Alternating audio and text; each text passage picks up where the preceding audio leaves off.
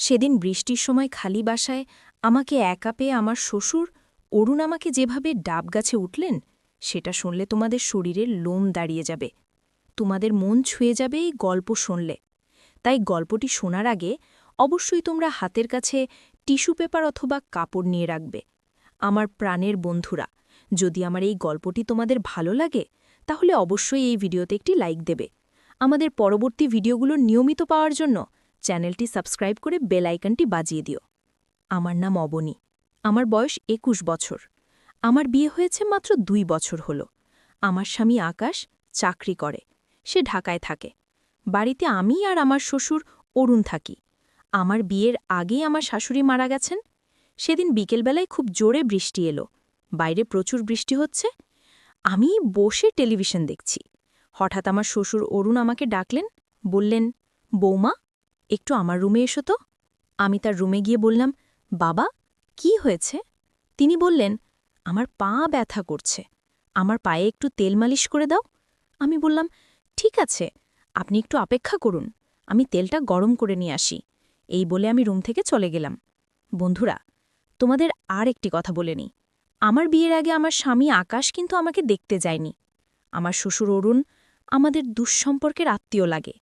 হঠাৎ একদিন আমাদের বাড়িতে বেড়াতে এসেছিলেন। আমাকে দেখে তার খুব পছন্দ হয়েছিল, তাই আমার মা বাবাকে বলে আমাকে তার ছেলের বউ করে নিয়ে এলেন। ছেলে সরকারি চাকরি করে, তাই আমার বাবা মা আমাকে বিয়ে দিয়ে দিলেন। তখন থেকেই অরুণ আমার প্রতি দুর্বল, কিন্তু আমারও কেন যেন তাকে খুব ভালো লাগে। তার বয়স ৫৫ বছর হলেও দেখতে এখনও অনেক সুন্দর লাগে। বিয়ের পর থেকে দেখতাম শ্বশুর অরুণ আমাকে চোখে চোখে রাখতেন। আমি মনে মনে ভাবতাম তার মেয়ে নেই, তাই উনি হয়তো আমাকে নিজের মেয়ের মতো করে খুব আদর স্নেহ করেন। সবসময় আমাকে জিজ্ঞেস করতেন, তো বৌমা, তোমার কি লাগবে? যখন যেটা লাগবে অবশ্যই আমাকে বলবে, কোনো লজ্জা করবে না। অরুণ আমার কাজের প্রশংসা করতেন। আমি যেটা রান্না করতাম সেটাই তার কাছে ভালো লাগত। আমাকে বলতেন, বৌমা, তোমার রান্না খুব সুস্বাদু, ঠিক তোমার মতো। তুমি দেখতে যেমন সুন্দর, তেমনি তোমার রান্নাও অনেক সুন্দর। আর শ্বশুরের মুখে প্রশংসা শুনতে আমার খুব ভালো লাগত। আমি আরও বেশি বেশি করে আমার শ্বশুরের সেবা যত্ন করতে লাগলাম। যাই হোক, এখন মূল গল্পে আসি। আমি তেল গরম করে শ্বশুরের রুমে নিয়ে আসলাম। তারপর তেল তার পায়ে ভালো করে লাগালাম। বিকেলটা ছিল কেমন জানি অন্যরকম। জানালার বাইরে টিপটিপ বৃষ্টি পড়ছে। বাড়িটা একেবারে নিস্তব্ধ। সবাই কোথায় যেন গেছে। আমি আর বাবা, মানে শ্বশুরমশাই, অরুণ এই বিশাল বাড়িতে একা। একটা হালকা কাঁপুনি লাগছিল গায়ে। মনে হচ্ছিল এক কাপ চা পেলে ভালো লাগত। আমি চুপচাপ উঠে রান্নাঘরে গেলাম চা বানাতে। হঠাৎ শুনলাম পেছনে নরম পায়ের শব্দ। ঘুরে দেখি বাবা দাঁড়িয়ে আছেন। হেসে বললেন, তুমি তো একা একা, ভাবলাম একটু কথা বলি। আমি বললাম, চা বানাচ্ছি, আপনি বসুন, নিয়ে আসছি। তিনি বললেন, না, আমি তোমার সাথে বসেই কথা বলি। আমরা দুজনে রান্নাঘরের জানালার ধারে বসে পড়লাম। বাইরে বৃষ্টি পড়ছে, হালকা ঠান্ডা বাতাস বইছে। বাবা বললেন, বৌমা, জানো, এই বাড়িটা আগে এমন নীরব হতো না। তোমার শাশুড়ি থাকলে কত কথা হতো। আমি বললাম, তার কথা শুনতে ভালো লাগতো আমার। আপনি বলুন না, তার কিছু স্মৃতি।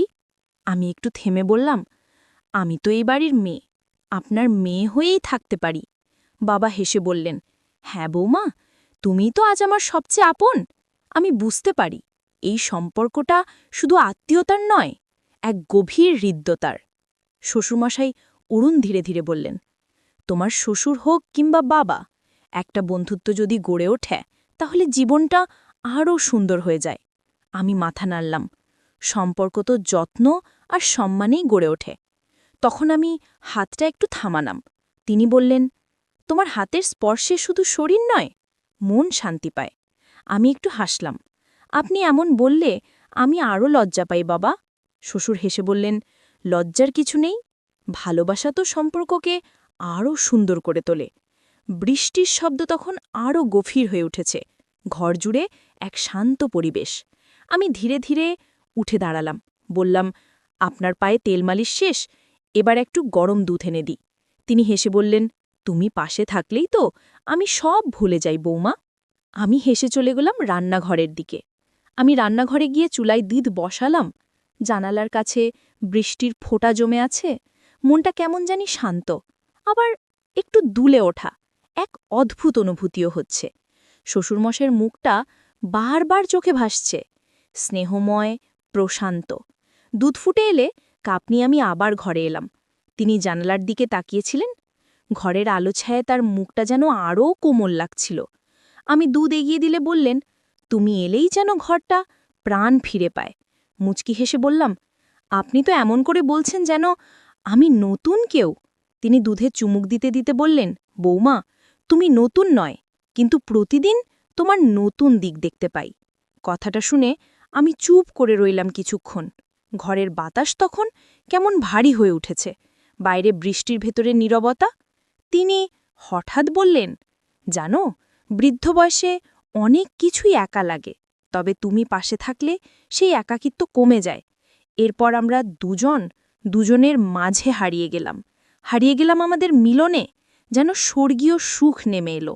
আজ আমার সমস্ত দেহ, মন, প্রাণ সব সঁপে দিলাম তার চরণে। আর আমার শ্বশুর অরুণ আমাকে জড়িয়ে ধরে বললেন, তুমি কেন আরও আগে আমার কাছে এলে না? এরপর আমরা মাঝে মধ্যে এভাবে একসাথে সময় কাটাতাম, যা খুশি তাই করতাম। আজ এখানেই শেষ। অন্যদিন আবার নতুন গল্প নিয়ে আসব। পারলে এই ভিডিওটি শেয়ার করে দিও। কোনো মন্তব্য বা অনুরোধ থাকলে কমেন্টস করে জানাবে। সবাইকে ধন্যবাদ।